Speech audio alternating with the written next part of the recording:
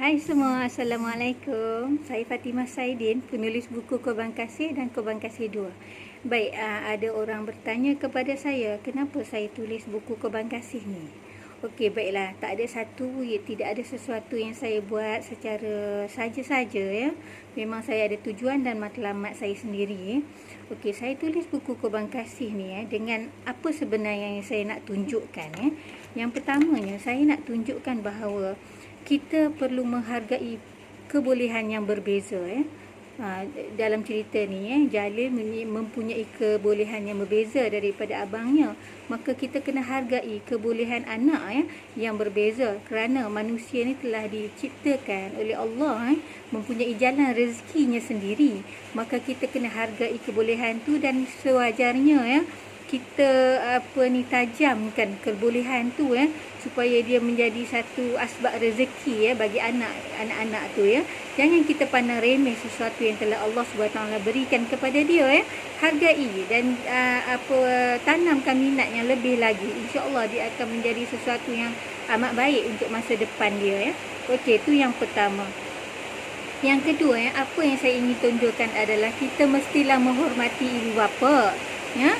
Walau macam mana sekalipun ibu bapa tu ibu atau bapa kita mungkin dia bukan ibu bapa yang terbaik, tetapi kita sebagai anak haruslah dan sewajarnya menghormati dia dan mengutamakan dia mereka berdua walaupun mungkin kita tidak mendapat sesuatu yang adil sebagai anak dan kita harus yakin bahawa Allah SWT di mana saja akan memberikan kepada kita yang terbaik sekiranya kita menghormati kedua ibu bapa kita dan mengutamakan kedua ibu bapa kita, kerana balasan yang Allah SWT telah janjikan adalah kebaikan terhadap ibu bapa akan dibalas di dalam dunia ini juga sebelum mendapat balasan di akhirat nanti.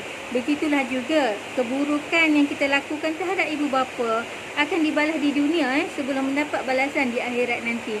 Jadi utamakanlah ibu bapa Okey, yang seterusnya kita dalam cerita ni saya nak memaparkan tentang kekuatan jalinan keluarga Penting bagi kita menjaga jalinan keluarga ahli keluarga, adik-beradik kita Utamakanlah adik-beradik kita kerana mereka yang terdekat dengan kita apa-apa kesusahan kita nanti, mereka lah orang yang pertama yang akan membantu kita Jadi di mana pun kita kena utamakan adik-beradik kita. Okey, seterusnya apa yang Kak Tim nak tunjukkan adalah orang yang hebat ni sebenarnya mereka akan mendapat ujian yang hebat sebab kita tengok macam mana satu karbon menjadi intan dan bagaimana satu karbon menjadi grafit Grafit dia berada di atas tanah sahaja, nilainya tidak tinggi sedangkan karbon juga yang akhirnya menjadi intan ataupun berlian, dia sebenarnya ditekan dengan begitu teruk di dalam tanah Begitulah juga pembinaan sasiah manusia manusia ini yang ditekan, yang mendapat ujian yang hebat-hebat, insya-Allah pada satu hari nanti akan menjadi seorang yang sangat hebat kerana dia setiap ujian yang datang kepada dia akan membina diri dia, kekuatan diri dia sendiri Okey, dan seterusnya apa yang Kak Tin nak tunjukkan dalam cerita ni adalah berjaya atau gagalnya seseorang tu bergantung kepada keinginan intrinsik di dalam diri dia keinginan untuk berjaya yang kuat di dalam dirinya, bukanlah faktor-faktor luar. Kalau kiranya dia mendapat ujian sekalipun ujian yang sangat hebat, dia tidak akan jatuh sekiranya keinginan dan matlamat hidupnya sangat jelas itu yang saya Kak Tin nak tunjukkan Yang seterusnya pula dan yang terakhirlah okey, tentang cinta tentang cinta. Cinta ni bukanlah sekuat mana cinta tu, sedalam mana cinta tu yang dirasakan oleh orang yang bercinta tetapi kan selama mana orang yang bercinta itu, dua insan itu dapat mempertahankan cinta mereka dengan menghadapi dugaan bersama-sama dalam tempoh masa yang sangat lama.